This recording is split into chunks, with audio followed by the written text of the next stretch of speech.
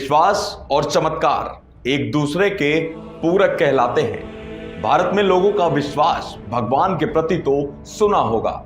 भारत के कोने कोने में भगवान के मंदिरों को भी आपने जरूर देखा होगा, लेकिन क्या आपने कभी किसी मंदिर को देखा है जहां एक सैनिक की मूर्ति को स्थापित किया गया है? विश्व भर में सैनिकों की शहादत पर असंख्य स्मारक बने हैं, लेकिन शायद भारत ही एक ऐसा देश है जहां शहीद होने के बाद मंदिर बनवाया गया है। इतना ही नहीं, उस मंदिर में प्रतिदिन विधिवत पूजा अर्चना की जाती है और खास बात यह है कि मंदिर के रखरखाव से लेकर पूजा पाठ तक की सभी प्रक्रिया भारतीय सेना के जवान देखते हैं। आज के इस पहले एपिसोड में कहानी पंजाब रेजिमेंट के सिपाही बाबा हरभजन सिंह की।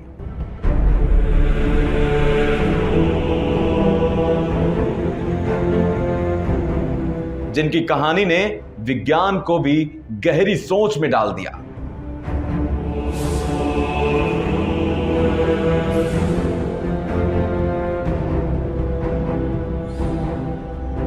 सिपाही के स्वप्न में बाबा हरभजन सिंह ने कहा कि मेरा शरीर जरूर मृत हुआ है, लेकिन मेरी आत्मा अभी भी जीवित है और ड्यूटी कर रही है।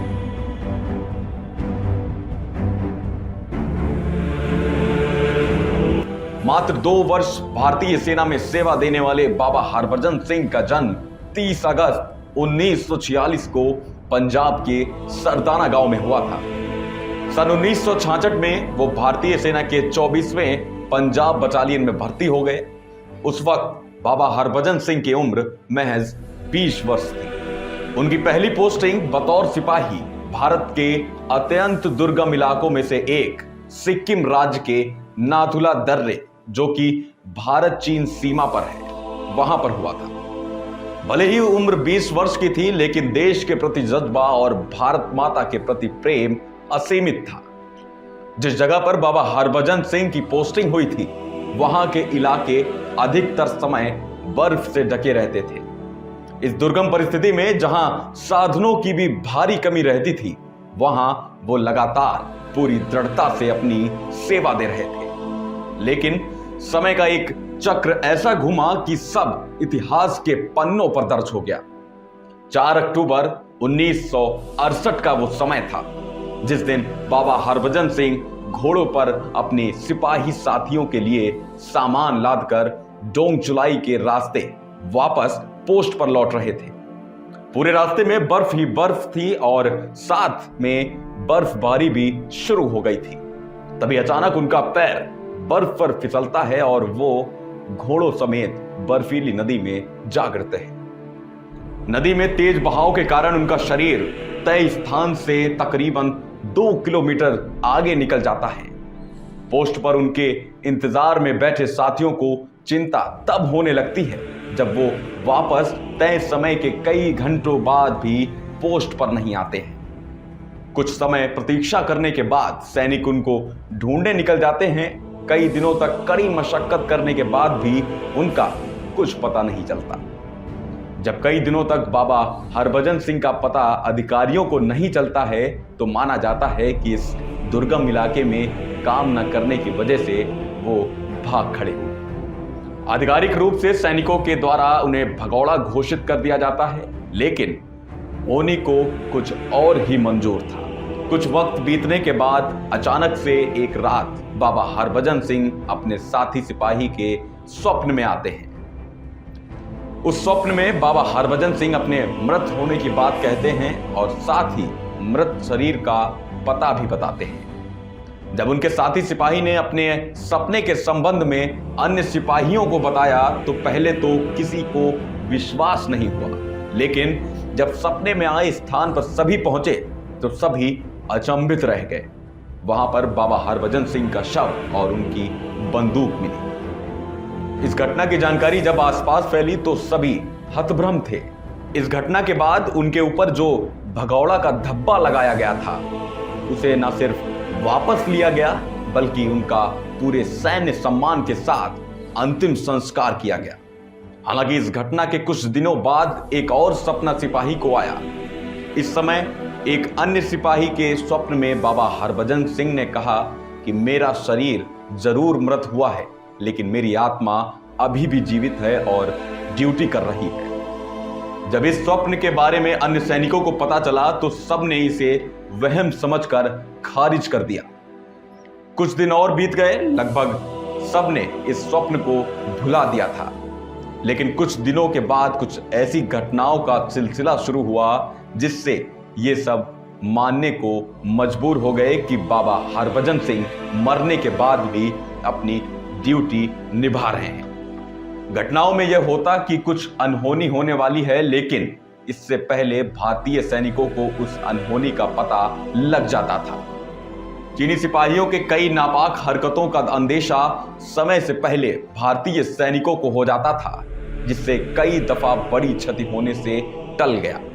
इसके अलावा कोई सैनिक कुछ गलती करता तो उसकी अंतरात्मा उसे अंदर से कचोटती, जिससे वो सैनिक उस गलत निर्णय लेने से पहले ही अपना मन बदल लेता। जब एक के बाद एक घटना लगातार होने लगी तो सबने मान लिया कि ये सब सिपाही हरभजन सिंह ही कर रहे हैं। इसी के बाद वो सिपाही हरभजन सिंह से बाबा हरभजन सिंह हो गए। हालांकि जब ये बात बड़े अधिकारियों के सामने आई तो पहले तो उन्हें विश्वास नहीं हुआ, लेकिन जब उन्होंने सभी बातों को सक्षम होते देखा तो वो अचंभित हो गए। उस वक्त होता ऐसा था कि अगर चीनी सैनिकों के द्वारा कोई हमला करने की योजना बनाई जाती तो 72 घंटे पूर्व ही इसकी सूचना भारतीय सेना को मिल जाती। और ये सब चमत्कार सिर्फ भारतीय सेना के साथ नहीं हो रहा था, बल्कि चीनी सैनिकों के साथ भी ऐसा ही वाकई हुआ। चीनी सैनिकों को अक्सर सर्द रातों में घोड़े पर सवार व्यक्ति भारत चीन सीमा पर गश्त लगाते दिखता था। इसकी शिकायत जब उन्होंने भारतीय सेना से की तो सब चौंक गए, क्योंकि ये और कोई नहीं बल्कि बाबा हरभजन सिंह थे, जो हर रात घोड़े पर बैठकर सीमा की रक्षा करते थे।